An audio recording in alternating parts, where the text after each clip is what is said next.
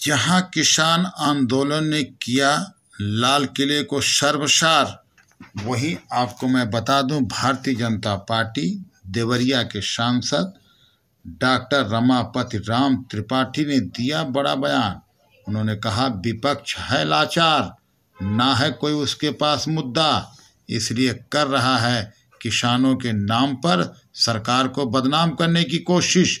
आइए हम सुनाएंगे क्या कुछ कहते हैं डॉक्टर रमापति राम त्रिपाठी सांसद देवरिया और किस तरीके से करते हैं बेबाक बात पत्रकारों के साथ। एक सवाल आपसे है कि जैसा कि गणतंत्र दिवस के अवसर पर और हमारे सरकारी तंत्र कहाँ थे इस समय कि अगर रूट परिवर्तन करके किसानों ने अपना ट्रैक्टर यात्रा कर दिया और लाल किले तक झंडा फहरा दिए, तो क्या इसमें हमारे माननीय गृह मंत्री जी का कोई रोल नहीं था?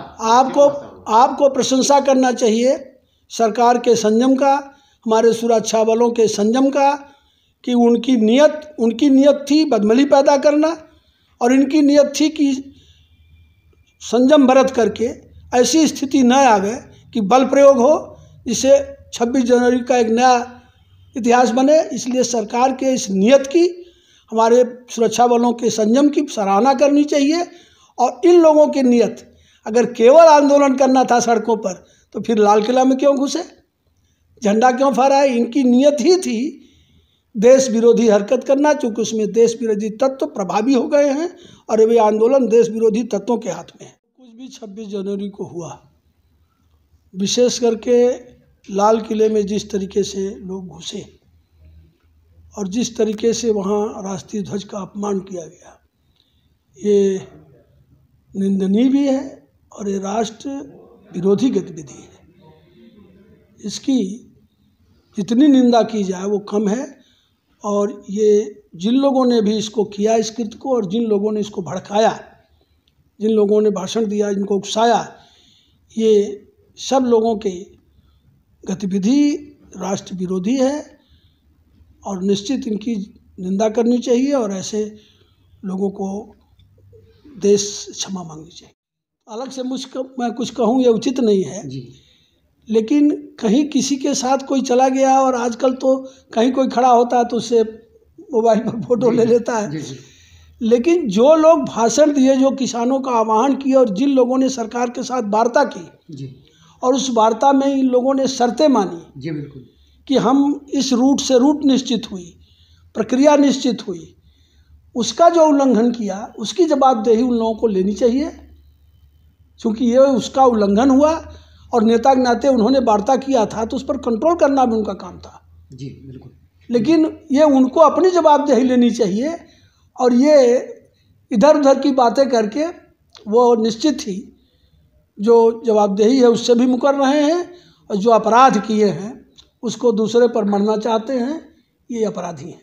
देखिए, ये भीड़ नहीं है, ये राजनीतिक दलों के अब कार्यकर्ता आ रहे हैं, और साथ ही उन्होंने अपने गांव वालों को भड़काया जैसे ये बहुत बड़े कष्ट में हो। राकेश टिकैत के आप उन भाषणों को पढ़िए जब उन्होंने किसानों को उकसाया, जब उन्होंने भड़काऊ भाषण दिया, और जब उनको लगा कि कानून अपना काम करेगा तो भयभीत होकर के वो अपना चाहे आंसू बहाए और अपने गांव वालों को आह्वान किए। तो स्वाभाविक है ये उनके व्यक्तिगत समर्थकों की भीड़ है, इसमें आम किसान नहीं है। आम किसान तो वापस जा रहा है, वापस जाना चाहता है जी। लेकिन अब ये लोग उसको अपने अहंग से जोड़ लिए हैं। किसानों का हित इनके लिए सर्वोपरि नहीं है, इनकी राजनीति और इनका अहंकार जो है वो किसानों के हिस्से बड़ा हो गया। देखिए, आप इसका दो पक्ष देखिए।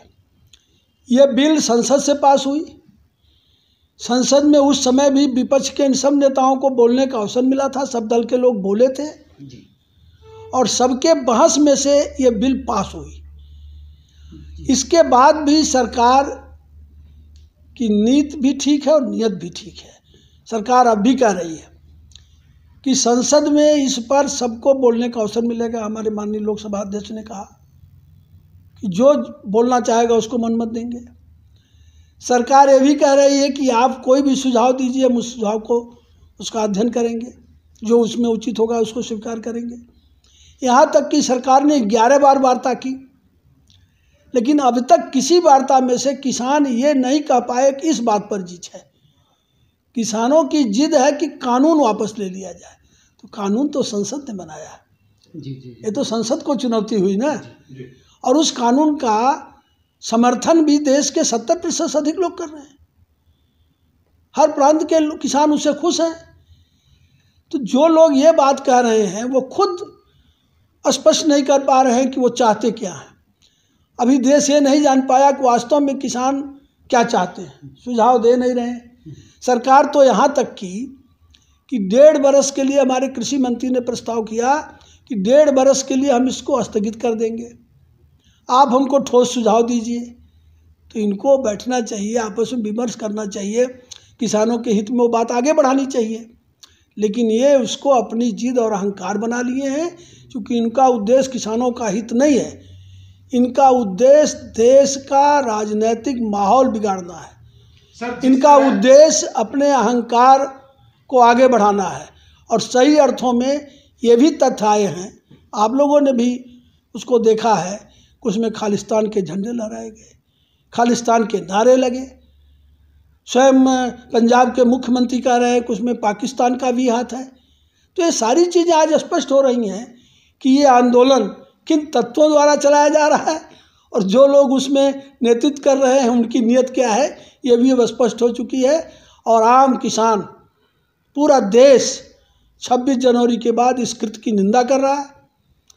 और सब लोग अब इस आंदोलन को ये मान रहे हैं कि अब इसका कोई औचित्य नहीं रहा, क्योंकि अब आंदोलन राष्ट्र विरोधी हो गया।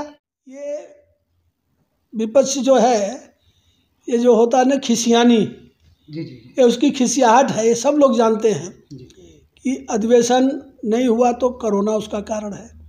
और केवल हमारे देश में नहीं है, कई ऐसे देश में जहाँ वो बैठकें नहीं हुई। तो ये तो कोरोना के कारण अधिवेशन स्थगित हुआ, सभी संसद सदस्यों के अभिमत से हुआ। और आज उसके बावजूद भी सरकार अधिवेशन भी कर रही है, सावधानी भी बरत रही है। ये लोग तो सावधानी भी नहीं बरत रहे हैं। जी जी ये जो कोरोना के लिए जो डायरेक्शन है, जो आवश्यक गाइडलाइन है, उसका भी पालन ये लोग नहीं कर रहे हैं। ना आंदोलन में हो रहा है, न ये लोग करा रहे हैं, न ये लोग स्वयं उसके प्रति आग्रही हैं। ये तो देश में बदमली फैलाना चाहते हैं। तो ये कह रहा हूँ कि अब तक ये पर्दे के आड़ में थे, अभी पर्दे पर आ गए। लेकिन सर हम पहले से हम लोग कह रहे हैं कि ये आंदोलन किसानों का नहीं है। ये जो राजनीतिक दल है, विशेष करके कांग्रेस पार्टी है, लेफ्ट है, और जो भी उसमें क्षेत्रीय दल सम्मिलित हैं, हताश और निराश राजनीतिक नेताओं का आंदोलन है, जिनके पास न कोई मुद्दा है, न कोई लक्ष्य है। केवल उनका एक उद्देश्य है सरकार को बदनाम करना और देश के बढ़ते हुए विकास